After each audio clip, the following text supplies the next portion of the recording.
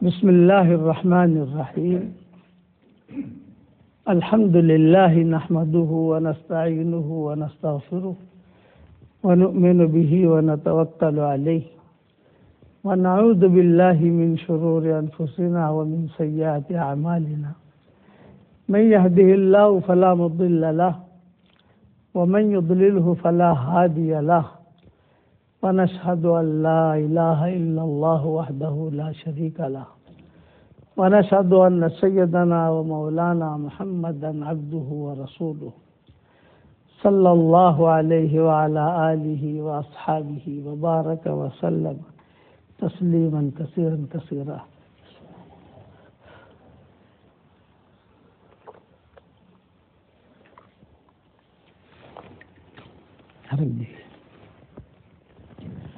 قابل احترام بھائیوں، دوستوں، بزرگوں، مختصر نصیحت کرنا چاہتا ہوں. جس علم میں ہم مشغول ہیں اسے علم الہی کہتے ہیں، اور یہ علم نبیوں والا علم ہے، اور نبیوں والے علم میں 100% کامیابی کا ملنا یقینی ہے. شرط یہ ہے کہ وہ تقوی کے ساتھ ہو. واتقوا اللہ یعلمکم اللہ. ایک صحابی قرآن شریف میں واتقوا اللہ یعلمکم اللہ، تقوی اختیار کرو اللہ تمہیں علم دے گا. ایک صحابی نے حضور صلی اللہ علیہ وسلم سے پوچھا تھا انا اريد ان اكون اعلم الناس قال له اتق اللہ تکن اعلم الناس. تو تقوی کا اور علم کا جوڑ ہے. ہم جو پڑھتے ہیں، میرے والد صاحب رحمۃ اللہ علیہ ہمیں فرماتے تھے کہ جو پڑھیں اس پر عمل کرنے کی کوشش شروع کر دو، تھوڑا تھوڑا تھوڑا تھوڑا تھوڑا، تو آہستہ آہستہ وہ چیز عمل میں آ جائے گی. اس کے اندر بنیادی چیز ہے اللہ کا خوف اور اندر کی طلب. جو طالب علم جو ہے اندر کی طلب کے ساتھ پڑھے گا وہ کبھی بھی محروم نہیں ہوگا. لوگ اسے پہچانیں گے نہیں، لوگ اس کا بھاؤ بھی نہیں پوچھیں گے، لیکن اللہ کے یہاں یہ مقبول ہوگا. ابو ذر غفاری بیٹھے ہوئے تھے حضور صلی اللہ علیہ وسلم کے پاس. حضرت جبریل آئے اور حضرت جبریل لا کر کہا احاذا ابا ذر یا رسول اللہ، کیا یہ ابو ذر ہے؟ آپ نے فرمایا ہاں ابو ذر ہے. لیکن جبریل تم کیسے پہچانتے ہو ان کو؟ تو حضرت جبریل نے کہا آسمان والے ان کو مدینہ والوں سے زیادہ پہچانتے ہیں. کہ آسمان والے جو ہے مدینہ والوں سے زیادہ پہچانتے ہیں ان کو. تو آپ نے فرمایا کیوں؟ کہ عنده خصلتین، اس میں 2 اچھی عادتیں ہیں. ایک تو ہے کہ اس کے اخلاق اچھے ہیں، اور دوسرا یہ کہ سورہ اخلاص بہت پڑھتا ہے. تو یہ معاملہ اللہ تک پہنچتا ہے. آپ محنت کرو گے. اب دیکھو کہ جتنے ہمارے اکابرین بڑے بڑے اکابرین بنے ہیں، میرے والد صاحب رحمۃ اللہ علیہ فرماتے تھے کہ ہمارے پاس چراغ جلانے کے لیے تیل بھی نہیں ہوتا تھا. ہم پڑھتے تھے جو وہاں، اب ہمیں شرمیات عامل کا مطالعہ کرنا ہوتا تھا تو کیا کرے، رات کو مطالعہ کرنا، لائٹ کا کوئی انتظام نہیں. تو وہاں دیوبند میں جو برادران وطن ہیں وہ اپنے گھروں میں لائٹ جلا کر سوتے ہیں. ہمارے یہاں تو لائٹ جیسے بند کر دیتے ہیں ایک، لیکن ان کے یہاں جو ہے وہ دیا جلتا رہتا ہے، اور دروازہ جو ہوتا ہے اسی وہیں پر وہ لائٹ رکھتے ہیں، دیا رکھتے ہیں. تو اس کی روشنی میں نے شرمیات عامل کا میں نے مطالعہ کیا ہے. یہ ابا فرماتے تھے. تو اس کے اور جب 14ویں رات کا چاند ہوتا ہمارے لیے عید ہوتی. کیوں؟ وہ آنکھیں اللہ نے ایسی دی تھی مجھے الحمدللہ، تو اس 14ویں رات کے چاند کی روشنی کے اندر میں اپنا شرمیات عامل ہے ان چیزوں کا مطالعہ کرتا تھا. پھر اللہ نے کیسا چمکایا دنیا کے اندر. جو اللہ مشرق سے سورج نکالنے پر قادر ہے وہ اللہ شمال سے بھی سورج نکالنے پر قادر ہے. وہ اللہ مغرب سے بھی نکالنے پر قادر ہے. ہمارا کام تو یہ ہے کہ ہمارا معاملہ اللہ کے ساتھ کلیئر ہو. اور ایک بات وضاحت کر دوں، عام طور سے جو بچے قرآن حافظ ہوتے ہیں ہمارے ماحول کے اندر، ہم وہاں ہندوستان میں اکل کوا، پھر ہاسوٹ، پھر ڈاگھیل، پھر تفلیتا، یہ جو ہمارے بڑے ادارے ہیں وہاں، اس طریقے سے یہاں باڈولی، دارالیتامہ، یہ سب جگہ مدارس میں الحمدللہ ہمارے پروگرام ہوتے ہیں اہتمام کے ساتھ۔ تو اہتمام کے ساتھ میں ایک بات کہتا ہوں کہ بچے جو قرآن حافظ ہوتے ہیں، جب ہم ورق الٹتے ہیں تو کیا ترتیب ہوتی ہے؟ سمجھ گئے نا؟ انگلی کو منہ میں ایسا رکھتے ہیں اور پھر ورق الٹتے ہیں۔ یہ بہت بڑی بے ادبی ہے، ہمارا تھوک قرآن کو لگتا ہے۔ دنیا میں واحد ملک ایک ایسا ہے جہاں یہ عادت نہیں ہے، موریتانیہ، باقی ساری دنیا میں عادت ہے۔ اسی لیے آپ دیکھو بائیں طرف کے جو صفحے ہیں یا جو بھی صفحے ہیں، ان میں آپ پرانا قرآن جب ہو جاتا ہے قرآن شریف، تو اس کے نشانات ہوتے ہیں۔ اس سے احتیاط کریں، کرو گے انشاءاللہ۔ اب کیسے کھولنا قرآن؟ وہاں تو یہ دیکھا گیا موریتانیہ میں، صومالیہ میں، وہ چھوٹے چھوٹے شیشے بناتے ہیں یا کوئی ایسا کرتے ہیں، اور ایسا کر کے وہ لوگ قرآن کا ورق الٹتے ہیں، لیکن تھوک نہیں لگاتے۔ یہ میں نے حرمین شریفین میں بھی کہا، جو وہاں کے ذمہ دار ہیں یا جو بھی وہاں، کہ دیکھو یہ حرم شریف میں عرب بھی قرآن پڑھیں گے، ملیشیا میں، انڈونیشیا میں، سب جگہ، ڈاگھیل میں بھی کہا میں نے۔ تو مفتی محمود باڈولی ہے، اللہ جزائے خیر دے، ان کے کافی مکاتب چلتے ہیں، تو انہوں نے اپنے ہر مکتب کے اندر ایک پرچہ لکھ دیا ہے ترتیب سے کہ قرآن کا ورق الٹتے وقت اپنی انگلی پر تھوک مت لگائیے، کوئی بھی ترتیب کرو، اللہ نے عقل دی ہے تو آپ لوگ بھی کرو گے نا انشاءاللہ۔ ہمارا تھوک قرآن کو نہیں لگنا چاہیے۔ تھوک اگر بیوی کے رخسار پہ لگاؤ گے تو بھی ناراض ہو جائے گی، اگر بیوی کو رخسار پہ لگاؤ بھی ناراض اڑ جائے گی کہ یہ کیا، یہ آدمی ہے کہ انسان ہے، جنات ہے۔ اس لیے اس کا احتیاط کریں۔ اساتذہ کا احترام، درسگاہ کا احترام۔ ایک بہت بڑے محدث گزرے ہیں، وہ ٹیک لگا کر سوتے تھے، اپنا پاؤں لمبے نہیں کرتے تھے۔ شاگرد بھی کہتے تھے کہ حضرت آپ جب دیکھو تو ایسا ٹیک لگا کر سوتے ہو، پاؤں لمبے نہیں کرتے۔ بولے میں پاؤں لمبے نہیں کروں گا۔ تو کیوں؟ کہ جس طرف بھی پاؤں میں لمبا کروں ہوں اس طرف میرے استاد کا گھر ہے، اور میں نہیں چاہتا کہ میں میرے استاد کے گھر کی طرف میرا پاؤں لمبا ہو۔ میں تو بیٹھے بیٹھے اپنا نیند پوری کر لوں گا۔ بن گئے بہت بڑے محدث۔ اور میں کروڑ مرتبہ سلام کرتا ہوں ان بچوں کو اور مدرسے کے ہمارے اساتذہ کو، اور ہمارا جو بھی یہ قرآن شریف کی جو خدمت کر رہے ہیں ان لوگوں کو کروڑ مرتبہ سلام کرتا ہوں۔ صبح ہوتی ہے تو جس کا عطر کا کام ہوتا ہے، اللہ اس کو عطر کے کام میں مشغول کر دیتا ہے۔ شیشیاں بھرتا ہے، لیبل لگاتا ہے، مال جو ہے نکالتا ہے، شیشیاں دھوتا ہے۔ جس کا بڑھئی کا کام ہوتا ہے وہ اس میں مشغول ہو جاتا ہے، کپڑے کا کام ہوتا ہے وہ اس میں مشغول ہو جاتا ہے۔ اسی طریقے سے جس کا جو کام ہے اس میں مشغول ہو جاتا ہے۔ لیکن کروڑ مرتبہ سلام کرتا ہوں ہمارے اساتذہ اور طلباء کو کہ صبح ہوتے ہی اللہ ہماری جھولی میں قرآن رکھ دیتا ہے۔ صبح ہوتی ہے قرآن حدیث، قرآن حدیث، قرآن حدیث۔ بس ہم قدر کریں، یہ اس کی قدر کریں اور اس کو آگے پھیلانے کی کوشش کریں۔ خلاصہ کلام یہ، کسی زمانے میں علم اتنا عام تھا کہ گھر گھر میں مدرسہ تھا۔ ہمارا سفر ہوا تھا تاشقند، سمرقند، بخارا کا۔ اس وقت میں وہاں کے حالات ٹھیک نہیں تھے۔ اب تو حالات ٹھیک ہو گئے۔ یہ 1980 کی یا اس سے پہلے کی بات کر رہا ہوں، سال یہ مجھے یاد رہا نہیں۔ تو اب اس وقت مسجد میں نماز پڑھنا یا مسجد کے اندر جانا، تعلیم کرنا، یہ بہت مشکل تھا۔ انہوں نے مسجد سب بند کر دی تھی، مسجد میں جا نہیں سکتے تھے، کسی کے گھر میں ٹھہر گئے اور اس نے جو اکرام کر لیا، ہمارا کھلا دیا پلا دیا، 3 دن 4 دن 5 دن جیسا ماحول، تھوڑا بہت گشت کر کے آ گئے۔ مسجدیں بڑی بڑی مسجدیں، ایک مسجد میں نے دیکھی جو وضو کرنے کا ان کا ماحول تھا، تو میں نے ساتھیوں سے کہا، میں نے کہا یہ جو وضو کرنے کی سیٹ ہوتی ہے نا، حوض کے اوپر ادھر گنو کتنے، انہوں نے کہا 2000۔ اب بتاؤ حوض کتنا بڑا ہوگا؟ 2000 آدمی ایک ساتھ بیٹھ کر وضو کر سکتے ہیں یہ، اور پوری مسجد بند۔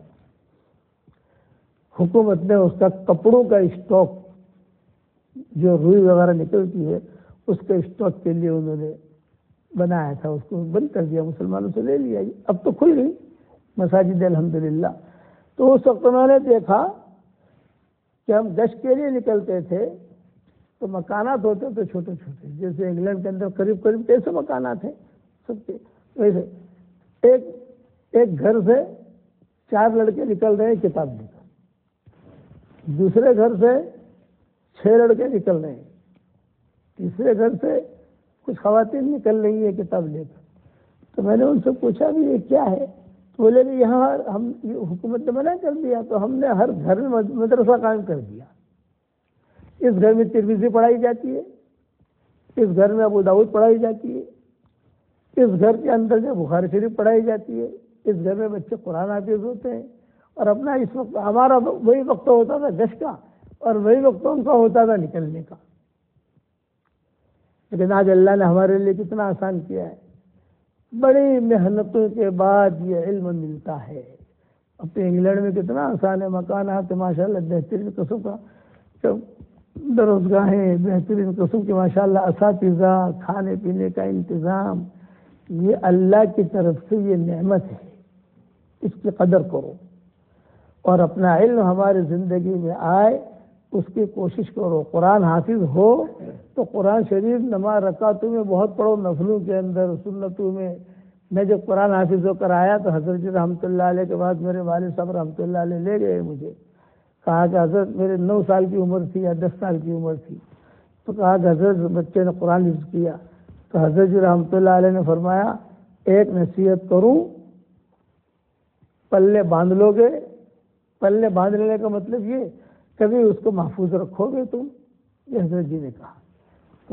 تو ابا نے کہا کہ حضرت ضرور کیجیے، میں نے کہا حضرت ضرور کیجیے۔ بولے کہ جب سے ہم قرآن حافظ ہوئے ہیں، یعنی حضرت جی رحمۃ اللہ علیہ، تب سے ہمارا معمول یہ ہے کہ فجر کی سنتوں سے لے کر وتر تک ہم ترتیب سے قرآن پڑھتے رہتے ہیں، ترتیب سے تھوڑا تھوڑا تھوڑا تھوڑا تھوڑا تھوڑا۔ تو آپ بھی شروع کرو، مجھے کہا، میں بھی آپ سے کہتا ہوں کہ تھوڑا تھوڑا تھوڑا تھوڑا تھوڑا جو قرآن تو قرآن محفوظ رہے گا۔ میں نے حضرت جی سے پوچھا کہ حضرت اگر غلطی آوے، یہ تو ہوتا ہے نا کہ غلطی آوے تو کیا کریں؟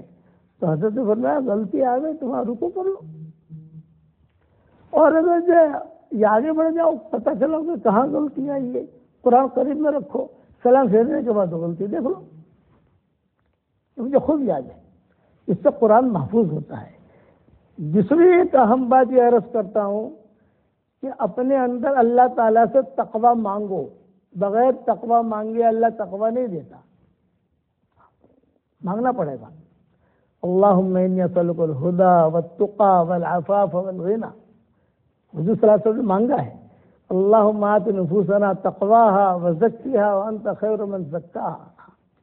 اچھا، علم جب آتا ہے، عالم بنتا ہے نا آدمی، تو رذائل بھی آتے ہیں، اگر تربیت نہیں ہوئی تو رذائل آتے ہیں۔ سب سے پہلے شیطان جو ہے علماء کے اندر 3 برائیاں پیدا کرتا ہے، جن کی تربیت نہیں ہوئی، 3 برائیاں: حسد، ضد اور بدگمانی۔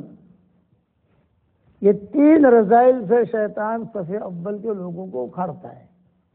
علماء نے لکھا ہے کہ یہ 3 رذائل سب سے پہلے صالحین میں آتے ہیں، علماء میں آتے ہیں، جو لوگوں کو لے کے چلتے ہیں نا، قافلہ لوگوں کو لے کے چلتے ہیں، ان میں 3 رذائل آتے ہیں، اور ان 3 رذائل کی وجہ سے شیطان جو ہے پوری کی پوری صفیں اجاڑ دیتا ہے۔ اس لیے ان 3 رذائل سے بچنے کی کوشش بھی کرو۔ ہم میں حسد نہیں ہونا چاہیے، ہم میں ضد نہیں ہونی چاہیے، ہم میں بدگمانی نہیں ہونی چاہیے۔ اور اس پر میں قصہ سنا دوں مختصر آپ کو۔ ہمارے یہاں مرکز نظام الدین میں مولانا عبید اللہ صاحب رحمۃ اللہ علیہ رہا کرتے تھے، بہت پرانے تھے۔ مولانا یوسف صاحب رحمۃ اللہ علیہ نہیں بلکہ مولانا الیاس صاحب کو بھی انہوں نے دیکھا تھا۔ تو فجر کا بیان کرتے تھے وہ، پھر مولانا یوسف صاحب رحمۃ اللہ علیہ کا انتقال ہوا، تو ان کے انتقال کے بعد یہ ذمہ داری ہمارے والد صاحب پر آئی۔ ان حضرات نے آپ لوگوں نے دیکھا ہوگا ہمارے ابا کو، ہے نا، یہ حضرات نے دیکھا ہوگا سب نے۔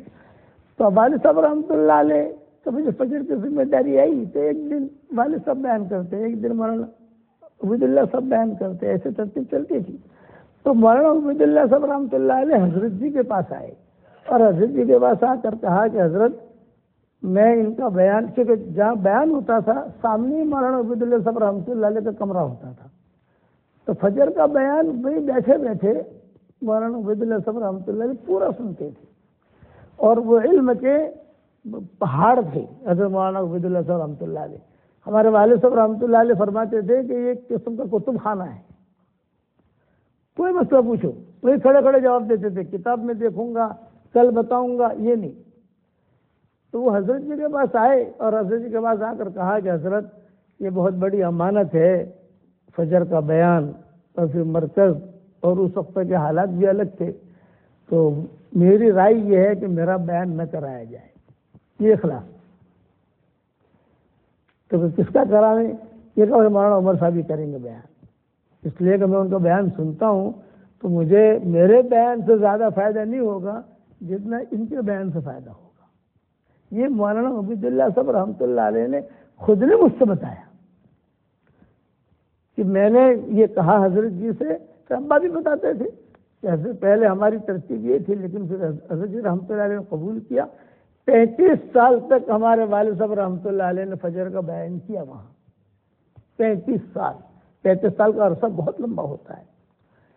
یہ کہتے ہیں اخلاص کہ کس سے زیادہ فائدہ ہوگا، اس لیے کہ یہ میری نصیحت یاد رکھنا، جہاں پر بھی آپ دیکھو کہ دنیا میں انتشار ہو رہا ہے یہ 3 چیزیں ہوں گی، حسد ہوگا، ضد ہوگی، بدگمانی ہوگی۔ اس سے ابھی سے آپ بچنے کی کوشش کرو، اللہ تعالیٰ سے کہو کہ اللہ کے ذیل سے تو ہماری حفاظت کر۔ اخلاص اللہ سے مانگو، ہمیشہ روزانہ اخلاص مانگو، اور اللہ تعالیٰ سے مانگنے سے اکتاؤ مت۔ یہ ہوتا ہے کہ دعا قبول ہوتی دکھائی نہیں دیتی، نہ مانگے جا مانگے جا مانگے جا، وہ دروازہ کھولے یا نہ کھولے وہ ان کا کام ہے، تو کیوں انتظار کرتا ہے وہ دروازہ کھولنے کو؟ وہ تو سنتا ہے، سمیع قریب مجیب ہے، سمیع قریب مجیب، تو سننے والا بھی ہے، قریب بھی ہے، مجیب بھی ہے۔ تو اللہ علم کا نور عطا کرے گا۔ آپ اکیلے بھی کسی جگہ جا کے بیٹھ جاؤ گے نا، اکیلے بھی کسی جگہ جا کے بیٹھ جاؤ گے، اللہ تعالیٰ لوگوں کو آپ کے پاس بھیج دے گا۔ پھر آپ جہاں پر جیسا آپ حضرت کے مختلف علاقوں سے آئے ہوں گے، کوئی لیسٹر کا ہوگا، کوئی ڈیوزبری کا ہوگا، کوئی لندن کا ہوگا، کوئی بلیک بن سے آیا ہوگا، الگ الگ جگہوں سے بچے آتے ہیں پڑھتے ہیں۔ یہ فارغ ہونے کے بعد جائیں گے تو جو ہے آٹومیٹک لوگوں کا رجوع ان کی طرف ہو ہی جائے گا۔ حضرت رحمۃ اللہ علیہ کے بعد لوگ آتے تھے اور کہتے تھے کہ حضرت ہم نے پڑھ لیا اب کیا کریں؟ تو حضرت فرماتے تھے سال لگاؤ۔ ہمارا حضرت رحمۃ اللہ علیہ حضرت سال لگاؤ، خیر سال لگوا لیا، حضرت اب کیا کریں؟ تو حضرت فرماتے تھے کسی جگہ امامت کراؤ اور وہاں پر بیٹھ کر لوگوں کو تم دین کی دعوت دینا شروع کرو۔ مولانا یونس پونا والے رحمۃ اللہ علیہ ہمارے ہوتے تھے، وہاں پونا میں ذمہ دار ہوتے تھے، وہ کہتے تھے کہ حضرت نے کہا کہ تم امامت کراؤ اور لوگوں کو روزانہ ایک ایک بات بتاؤ دین کی۔ مولانا یونس پونا والے رحمۃ اللہ علیہ کہتے تھے، ان کے قصے بہت ہوئے ہیں ہمارے ساتھ، وہ کہتے تھے کہ میں ایک جگہ سے دوسری جگہ جانا ہو تو بس میں کھڑا کھڑا جاتا تھا، کھڑا کھڑا جاؤں کھڑا کھڑا آؤں، اور کوئی بھاؤ نہیں پوچھتا تھا، بدعت کا ماحول تھا۔ میں نے کام کرنا شروع کیا، بعد میں اللہ تعالیٰ نے کتنا چمکایا وہ تو جو حضرات انہیں پہچانتے ہیں یا ان کی تاریخ سے واقع میں میرے لوگ جانتے ہیں۔ تو 100 کاریں کھڑی رہتی، جو بہت مدرسے بنائے، ان کے مدرسے بھی ہم گئے، شری وردھن کا مدرسہ انہوں نے بنایا، دوسری جگہ کا بنایا، ابھی یہ آپ کے سفر سے آنے سے پہلے ان کے مدرسے میں ہمارا پروگرام تھا، بہت طلبا ماشاءاللہ، بڑے مدرسین، بڑے سارے کے سارے شیخ الحدیث اور شافی المسلک لوگ تھے۔ آپ سے صرف اتنا ایک ہی سبق میرا یاد کر لو آپ، کہ ہمیں تقوی اختیار کرنا ہے، مانگو گے اللہ تعالیٰ سے انشاءاللہ۔ اور ایک مختصر سا ہدیہ دے دوں آپ لوگوں کو، میں جہاں پر بھی جاتا ہوں، جیسے ڈابھیل جاتا ہوں تو طلبہ میں بیان ہوتا ہے، مفتی احمد صاحب خانپوری، اللہ ان کی عمر میں برکت دے عافیت کے ساتھ، تو میں ان کو پوچھتا ہوں کہ دورے میں کتنے ہیں، تو کہتے ہیں کہ 95 ہیں، کبھی کہتے ہیں 100 ہیں، کبھی کہتے ہیں کہ 104 ہیں۔ تو میں ان سب طلبا کو جو دورے میں ہوتے ہیں میری ایک ایک تصویر دیتا ہوں، خود مفتی صاحب کو دے دیتا ہوں، تو مفتی صاحب دورے میں ان سب کو تقسیم کر دیتے ہیں۔ تو آپ کے یہاں بھی دورے میں کتنے مولانا نے کیا؟ 9 ہیں۔ تو میں 9 تصویر آپ لوگوں کو دے دیتا ہوں، میری مولانا کو دے دوں گا، میں تو آپ لوگوں کو پہچانتا نہیں ہوں، ہمارے حضرت مولانا جو ہے وہ پہنچا دیں گے آپ لوگوں کو۔ یہ تصویر کے اوپر جتنا ہو سکے، یہ میرا صرف آپ کے یہاں کا معمول نہیں ہے، ڈھاویل جاؤں، عقل کوہ جاؤں، جہاں جو اب تو ایسا ہو گیا کہ جانے سے پہلے مفتی صاحب کہتے ہیں کہ 105 ہے مولانا، 105 سمجھ گئے نا؟ جب جاتا ہوں تو مجھے اب 105 ٹھیک ہے۔ اب جب کورونا وائرس آیا تھا کچھ کم ہوئے تھے، میں نے کہا مفتی صاحب میرے کورونا وائرس، یہ کورونا وائرس کی وجہ سے وہ سارے کا سارا جو ہے طلبا چلے گئے، کوئی بیمار ہو گئے، کوئی مر گئے، تو کہتے اب کی مرتبہ گیا تھا میں آپ کے آنے سے پہلے، وہاں سب سفر ہوا تھا، کافی دیر بیٹھے ان کے ساتھ، تو مجھے کہا کہ 105 ہے لیکن آپ 110 دے دو، تاکہ جو ہے نا کوئی اگر بچ جائے کبھی بھول جاتے ہیں تو میں آپ حضرات کو حضرت مولانا کو دے دوں گا، میں کہ وہ آپ کو پہنچا دیں گے انشاءاللہ۔ اور ایک ہدیہ اور دیتا ہوں، 10 مرتبہ سورہ اخلاص پڑھ لو تو جنت میں ایک محل تیار ہو جاتا ہے، مسند احمد کی روایت ہے۔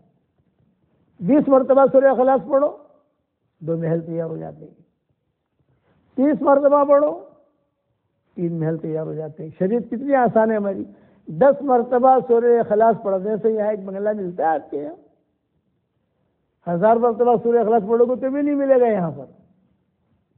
اور ہمارا دین کتنا آسان کر دیا، حضور صلی اللہ علیہ وسلم نے حضرت عمر سے کہا کہ عمر 10 مرتبہ سورہ اخلاص پڑھ، جنت کے اندر ایک بنگلہ تیار ہو جائے گا۔ تو حضرت عمر نے کہا حضرت 10 مرتبہ سورہ اخلاص پڑھوں اور ایک بنگلہ جنت میں تیار 10 مرتبہ؟ حضور نے فرمایا ہاں۔ تو حضرت عمر نے کہا اذن لاستکثر یا رسول اللہ، پھر میں بہت زیادہ پڑھوں گا۔ تو حضور نے فرمایا تجھے جتنا پڑھنا ہے پڑھ، جتنا تجھے بنگلے بنانے بنا، تم بنگلے بناتے بناتے تھک جائے گا، اللہ دیتے دیتے نہیں تھکے گا۔ سمجھ آئی میری بات؟ تو یہ آپ کو اچھا، اب تو ہمارے یہاں یہ ماحول ہو گیا، میں 2013 2015 سے ہمارا یہ واٹس ایپ کا سبق چلنا شروع ہوا، اب یہ 2025 چل رہا ہے الحمدللہ۔ تو کروڑوں آدمی دنیا کے اندر، گھر گھر کے اندر وہ چھوٹی چھوٹی کلپیں پہنچتی ہے۔ تو کئی لوگوں نے کہا، ایک ڈاکٹر نہیں ہے ہمارے یہاں شکاگو میں، انہوں نے کہا کہ حضرت جی میں نے 10 لاکھ مرتبہ سورہ اخلاص پڑھا تو جنت میں بنگلے ملیں گے؟ میں نے کہا کروڑ مرتبہ قسم کھا کے کہتا ہوں ملیں گے۔ مسند احمد کی روایت ہے، سچے سچی روایت ہے۔ تو مول صاحب آدھے 5 لاکھ تو میں نے آپ کو ہدیہ دے دیے، چلو میں نے کہا قبول، ایسا ہدیہ کون انکار کرتا ہے بھائی، چلو 5 لاکھ میں نے میرے لیے رکھے۔ اب اس ذہن میں کیا آتا ہے کہ مول صاحب 8 لاکھ بتا بنگلہ تو کہ بھاڑو آپ سے کہ نہیں آ گئے، رینٹ آئے گا کہ نہیں آئے گا؟ یہ گجراتی کو رینٹ کا فکر ہوتا ہے، پنجابیوں کو بھی رینٹ کا فکر ہوتا ہے، یہ 2 قومیں ایسی ہیں دنیا میں کہ جو کرائے کے فکر ہوتا ہے ان لوگوں کو۔ تو دیکھو وہاں رینٹ وینٹ تو آئے گا نہیں تو کیا کریں گے؟ میں نے کہا جب جنت میں جائیں گے انشاءاللہ مشورہ کر لیں گے، لیکن ملے گا۔ رات کو نیند نہ آئے، میں نے ہمارے ساتھیوں سے کہا ہے کہ رات کو نیند نہیں آتی تھی، یوٹیوب کیوں دیکھتے ہو بھائی؟ رات کو نیند نہیں آتی تھی، کروٹیں کیوں بدلتے ہو؟ سورہ اخلاص پڑھتے پڑھتے سو جاؤ تو جنت میں بنگلے میں تیار ہو جائیں گے انشاءاللہ، اور نیند بھی آ جائے گی۔ اور ایک بات اور عرض کرتا ہوں کہ جو اللہ جنت میں بنگلہ دینے پر قادر ہے وہ اللہ دنیا میں بھی دینے پر قادر ہے۔ جب وہاں دے سکتا ہے تو یہاں نہیں دے سکتا۔ اس لیے آپ حضرات کو بھی یہ ہدیہ دے کے جاتا ہوں۔ اب تو آپ لوگوں کو میں یہ تو نہیں کہوں گا کہ 313 مرتبہ پڑھو، یہ تو نہیں کہوں گا اس لیے کہ آپ کو مشغولیت ہے، لیکن اتنا ضرور کہوں گا کہ آپ جہاں کھانے کے لیے جا رہے ہو تو جاتے جاتے ایک بنگلہ بنا لیا، پھر اپنے کمرے سے اتر کر نیچے آ رہے ہو تو آتے آتے ایک بنگلہ بنا لیا. ایسے کرتے کرتے بنگلے بناتے جاؤ, بناؤ گے انشاءاللہ. ویسے ہمارے جو شاگرد ہیں دنیا میں ان کو تو ہم کہتے ہیں 313 مرتبہ سورہ اخلاص پڑھو کہ 31 بنگلے جنت میں تیار ہو جائیں گے, اور 104 مرتبہ قرآن شریف پڑھنے کا ثواب ملے گا. لوگ پڑھتے ہیں الحمدللہ, لیکن آپ تو خود ایک علم میں مشغول ہیں, ایک کام میں مشغول ہیں. تو مشغول لا یشغل, عربی کی مثال ہے کہ مشغول لا یشغل. ایک آدمی اگر مشغول ہے تو اس کو دوسری چیزیں مشغول مت کرو, لیکن یہ کہ آپ کا فارغ وقت جو ہو اس میں تو آپ پڑھ سکتے ہو, نہیں پڑھ سکتے, ادھر ادھر کی باتیں کرو تو یہ بھی اچھا. اس کے بعد دعائیں قبول ہوتی ہیں, یہ ذہن میں رکھنا. سورہ اخلاص کی فضیلتیں جتنی حدیث میں آتی ہیں اتنی کسی صورت کی نہیں آتی. ایک صحابی تھے معاویہ ابن معاویہ لیثی انصاری, حدیث شریف میں آتا ہے, تبوک کے موقع کے اوپر وہ تبوک جا نہیں سکے اپنی بیماری کی وجہ سے. بیمار تھے, مرض الموت میں تھے. حضور صلی اللہ علیہ وسلم اور صحابہ سارے کے سارے تبوک چلے گئے, اور یہ مدینہ میں تھے. مدینہ منورہ خالی ہو گیا تھا اس وقت میں, تبوک کے وقت میں بوڑھے لوگ معذور لوگ رہ گئے تھے. تو یہ معاویہ ابن معاویہ لیثی انصاری کا انتقال کا وقت قریب آیا. اب کوئی نہیں, نہ کفن دینے والا کوئی ہے, نہ دفنانے والا کوئی ہے, نہ غسل دینے والا ہے, کوئی نہیں. تو روایت میں آتا ہے کہ جبریل علیہ السلام آسمانوں سے آئے مدینہ. حضور صلی اللہ علیہ وسلم تو تبوک میں ہیں, 600-700 کلومیٹر دور ہے وہاں سے مدینہ منورہ سے تبوک. تو آسمانوں سے آئے اور حضور صلی اللہ علیہ وسلم کو اطلاع دی تبوک جا کر, اور یوں کہا کہ حضرت معاویہ ابن معاویہ لیثی انصاری کا انتقال ہو رہا ہے, ہم کیا کریں؟ مدینہ منورہ میں کوئی نہیں, اگر آپ اجازت دیں تو وہیں ان کو غسل دے دیں, وہیں کفن پہنا دیں اور وہیں دفن کر دیں, جنازہ پڑھ لیں. آپ نے فرمایا نہیں, انہیں تیار کر کے یہاں لاؤ. تو سارے کے سارے صحابہ ان کا جنازہ لے کر مدینہ منورہ سے تبوک آئے, اکرام کیا, اعزاز. اور حضور صلی اللہ علیہ وسلم نے تبوک میں ان کی جنازے کی نماز پڑھی. تبوک میں جتنے صحابہ تھے انہوں نے پڑھی. پھر جبریل علیہ السلام نے پوچھا کہ حضرت یہی دفن کر دیں, تبوک میں صحابہ بھی ہیں. آپ نے فرمایا نہیں, مدینہ منورہ لے جاؤ, اور بقی میں دفن کرو. یہ احساس ہے آسمان سے فرشتوں کا اترنا اور پھر حضور کو خبر دینا. آدمی جہاں مرتا ہے وہاں دفن ہو جاتا ہے. یہ کسی کا انتقال خدا نخواستہ کہیں ہوا تو آدمی وہیں دفن ہو جاتا ہے, بات ختم ہو جاتی ہے. تو یہ فرمایا, تو آپ نے فرمایا نہیں, اسے مدینہ منورہ لے جاؤ, بقی میں دفن کرو. ہو گیا معاملہ. لیکن حضور صلی اللہ علیہ وسلم نے تعجب سے جبریل علیہ السلام سے پوچھا, جبریل آدمی مرتا ہے وہاں دفن ہو جاتا ہے, اتنا بڑا اعزاز کیوں ملا؟ تو حضرت جبریل نے آہستہ سے کہا, حضرت یہ سورہ اخلاص بہت پڑھتے تھے, اس وجہ سے اعزاز ملا ہے. اس لیے آپ کو بھی اگر عزت چاہیے, آتے جاتے سورہ اخلاص, اس کی وجہ سے اللہ علم بھی دے گا اور اس کی وجہ سے اللہ دعائیں بھی قبول کرے گا. اور پھر چونکہ سورہ اخلاص کی فضیلتیں آپ لوگ مجھ سے زیادہ جانتے ہیں. بخاری میں جو اس کی فضیلتیں آئیں, صحابہ ہر نماز میں پڑھتے تھے. حضور نے فرمایا کہ کیوں پڑھتے ہو تم؟ یہ فرمایا مجھے بہت پسند ہے یہ سورت, اللہ کی بڑائی ہے, میرے اللہ کی بڑائی ہے, بہت محبوب ہے. تو آپ نے فرمایا اسے کہہ دو اگر تجھے اس سورت سے محبت ہے تو اللہ کو بھی تجھ سے محبت ہے. اب بات ختم ہو گئی. یہ سارے حدیث تو آپ مجھ سے زیادہ جانتے ہیں, تو پڑھو تو سورہ اخلاص انشاءاللہ. اور پھر فارغ ہونے کے بعد اللہ کے راستے میں وقت لگانا جتنا ہو سکے.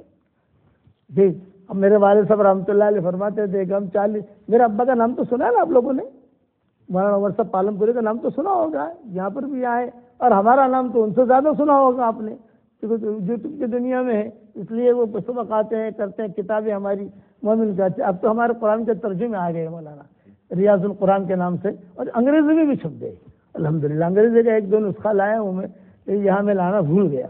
مدرسہ زکریا میں ہمارا شب گزاری میں ہے بیان انشاءاللہ، تو وہاں میں لے کے جاؤں گا انشاءاللہ. وہ بھی چھپ گیا، رومن انگلش میں بھی آ گیا، برمی زبان میں بھی چھپ گیا، اور بنگلوری زبان میں چھپ گیا، گجراتی میں چھپ گیا، ہندی میں چھپ گیا، 15 17 میں بھی آ گیا، 13 17 میں بھی آ گیا، 7 17 میں بھی آ گیا. تقریباً 17 قسم کے ہمارے قرآن آ گیا، الگ الگ 17 یا 18. اب دعا فرما دے گا اللہ قبول فرمائے. اب ہم کوشش میں ہے لفظ بلفظ ترجمے کی، وہ بھی قرآن پورا ہو گیا لفظ بلفظ، وہ کام بھی ہمارا پورا ہو گیا الحمدللہ. بس وہ آخری مرحلہ چل رہا ہے. اللہ کے ذات سے امید ہے کہ 2026 کے ابتدا میں وہ بھی چھپ جائے گا انشاءاللہ. ریاض القرآن لفظ بلفظ ترجمہ، تاکہ عوام الناس کو پتہ چلے کہ اس لفظ کا کیا ترجمہ ہے. 2 ترجمے ایک ساتھ کیے ہم نے، ایک تو لفظ بلفظ اور اسی کے نیچے رواں دواں. جسے رواں دواں پڑھنا ہے تو وہ پڑھ لے، جسے لفظ بلفظ پڑھنا ہے تو وہ پڑھ لے. قرآن سیکھے. اس لیے قرآن سے خاص تعلق رکھو گے انشاءاللہ. اللہ تعالیٰ مجھے بھی عمل کرنے کی توفیق عطا فرمائے، آپ کو بھی عمل کرنے کی توفیق عطا فرمائے. اور آخر میں اتنی بات کہتا ہوں کہ جو آدمی یا جو عورت مجھے اپنی دعاؤں میں یاد رکھتے ہیں، میں ان کے لیے بہت اہتمام سے دعا کرتا ہوں. اگر آپ میرے لیے دعا کرو گے تو انشاءاللہ میری دعا میں پارٹنر رہو گے. کرو گے انشاءاللہ؟ دعا کرنے والا. اللہم لک الحمد کما انت اہلہ، فصل وسلم علی سیدنا محمد کما انت اہلہ، وفعل بنا ما انت اہلہ، فإنک اہل التقوی واہل المغفرہ. اللہم لک الحمد حمدا حمدا، لک الشکر شکرا شکرا، لک الحمد کما ينبغی لجلال وجہک وعظیم سلطانک. اللہم لک الحمد بالاسلام، لک الحمد بالایمان، لک الحمد بالقرآن، لک الحمد حتی ترضى، لك الحمد إذا رضيت، لك الحمد بعد الرضا. اللهم لك الحمد كالذي نقول وخيرا مما نقول، لك الحمد كالذي تقول، لك الحمد في الحال ولك الحمد في المآل، لك الحمد في الأولى ولك الحمد في الآخرة. اللهم إنا نسألك من خير ما سألك منه عبدك ونبيك سيدنا محمد صلى الله عليه وسلم، ونعوذ بك من شر ما استعاذك منه عبدك ونبيك سيدنا محمد صلى الله عليه وسلم. أنت المستعان وعليك البلاغ ولا حول ولا قوة إلا بالله العلي العظيم. اے اللہ ہمارے گناہوں کو معاف فرما، ہماری خطاؤں سے درگزر فرما. اے اللہ ہمارے اس ادارے کو قبول فرما، پڑھنے والوں کو قبول فرما، پڑھانے والوں کو قبول فرما، اساتذہ کو قبول فرما. علم نافع ہمیں عطا فرما، علم نافع عطا فرما. اے اللہ اگر آپ نے ہمارا نام سعید اور نیک بختوں میں لکھا ہو تو ہمارا نام انہی میں لکھے رکھیو، اور اگر آپ نے ہمارا نام شقی اور بدبختوں میں لکھا ہو تو ہمارا نام ان کے فہرست سے مٹا دینا، اور نیک لوگوں کے فہرست میں ہمارا نام لکھ لینا. لکھنا بھی آپ کا کام ہے، مٹانا بھی آپ کا کام ہے، لوح و قلم بھی آپ کے پاس ہے. اے اللہ سعادہ میں ہمارا نام لکھ لے، اے اللہ سعادہ میں ہمارا نام لکھ لے. اے اللہ وہ چیزیں جس کا لینے کا یا کرنے کا ہم ارادہ کرتے ہیں مگر آپ ہمیں دینا نہیں چاہتے، اس کی محبت ہمارے دلوں سے نکال دے، اس کا خیال نکال دے، اس گلی میں آنے جانے کو ختم فرما دے. اور وہ چیزیں جس کا لینے کا ہم ارادہ نہیں کرتے مگر آپ ہمیں دینا چاہتے ہیں، اس کی محبت ہمارے دلوں میں ڈال دے اور اس گلی میں آنا جانا آسان فرما. اے اللہ رسول اللہ صلی اللہ علیہ وسلم نے جتنی خیر کی لائن کی دعائیں مانگی ہیں وہ ساری کی ساری ہم سب کے لیے قبول فرما، اور جن شرور سے پناہ چاہی ہو ان شرور سے ہماری حفاظت فرما. اے اللہ ہمارا کھویا ہوا دین واپس دے دے، ہمارا کھویا ہوا قرآن واپس دے دے، ہماری کھوئی ہوئی عزتیں واپس دے دے. اے اللہ کھویا ہوا دین کا کام واپس دے دے.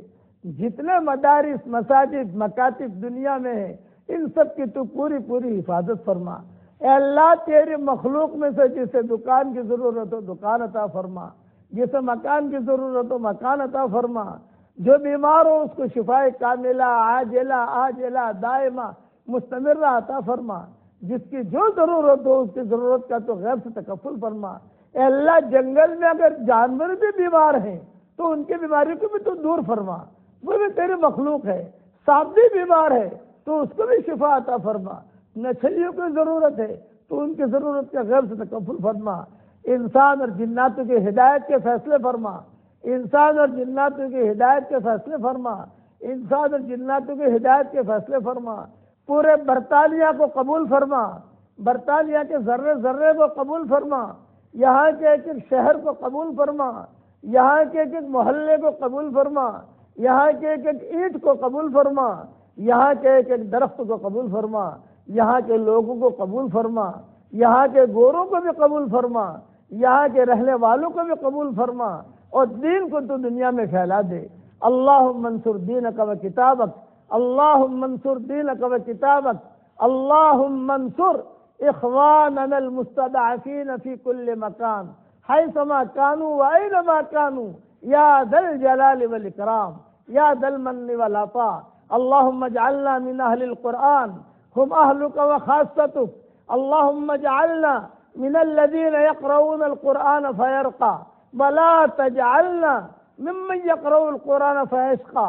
اللهم اجعل القرآن العظيم ربيع قلوبنا ونور صدورنا وجلاء أحزاننا وذهاب همومنا وغمومنا وسائقنا وقائدنا إليك وإلى رضوانك وإلى جناتك جنات النعيم يا ذا الجلال والإكرام یا ذا الجلال والاکرام۔ ہمارے یہاں آنے کو تو قبول فرما، یہاں سے جانے کو قبول فرما۔ اے اللہ، جس نے بھی مجھے دعاؤں کے لیے کہا ہو یا دعاؤں کے لیے خطوط میں لکھا ہو، یا جس کا مجھ پر کسی قسم کا حق اور احسان ہو، یا جو مجھے اپنی دعاؤں میں یاد کرتے رہتے ہوں، یا مائیں بہنیں بیٹیاں مجھے اپنی دعاؤں میں یاد کرتی رہتی ہوں، میری ساری دعاؤں میں ان کا پورا پورا حصہ نصیب فرما، اور میرے کام میں ان کو تو پارٹنر بنا دے۔ اے اللہ، جس کرم سے آپ نے ہمیں اس جگہ مسجد میں جمع کیا ہے، تیرے اسی کرم سے جنت الفردوس میں، تیرے نبی کے پڑوس میں، ہماری قیامت تک کے آنے والی نسلوں کے ساتھ تو ہم سب کو جمع فرما دے۔